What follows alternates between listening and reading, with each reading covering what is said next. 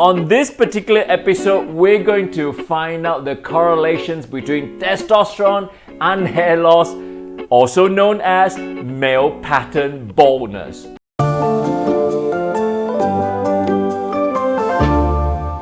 We all know that testosterone is that male hormone that gives you the drive, the energy, the fountain of youth, the sexual libido, and masculinity.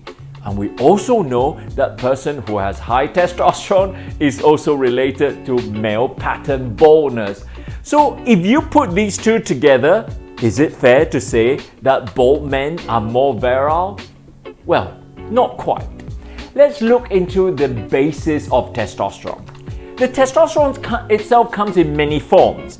First of all, the whole testosterone has got an active form and the not so active form.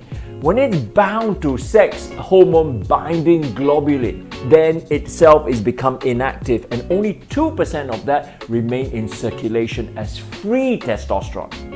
And out of the free testosterone, to make it into an active form, then you have something called dihydrotestosterone. And in fact, it's converting testosterone to dihydrotestosterone. You need something called 5-alpha reductase. So, that active form itself is the one that actually is responsible for hair loss. As we go older, our hair follicle becomes finer and it dropped off and it might not regrow, and that causes male pattern baldness.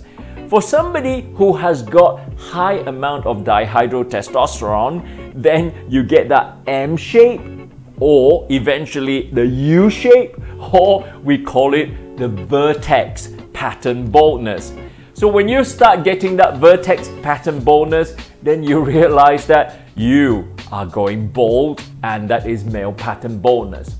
So if you have got family history of male pattern baldness, for example, look at your dad's picture, your brother's picture. If they have got male pattern baldness, you're likely to get it. The second thing is stress. So if you are very stressed and then you begin to get problems like weight loss or issues such as sleeplessness, then you might get male pattern baldness.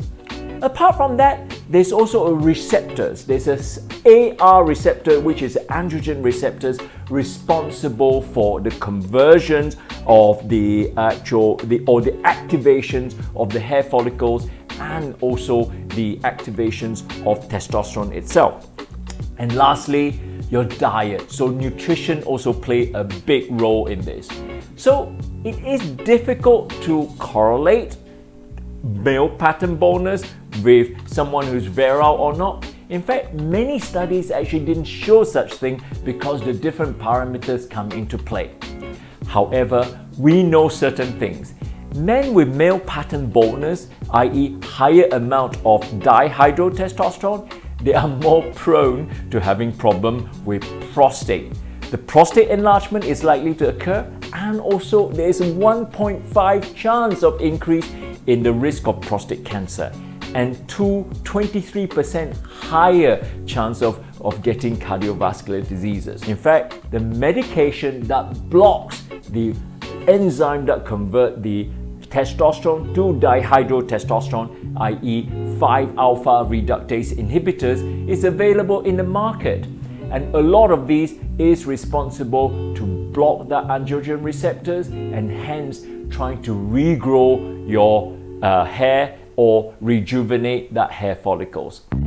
So for the month of March, we're going to talk about issues related to contraceptions. And I'm going to focus on this natural technique of withdrawal, i.e. not ejaculating in the body.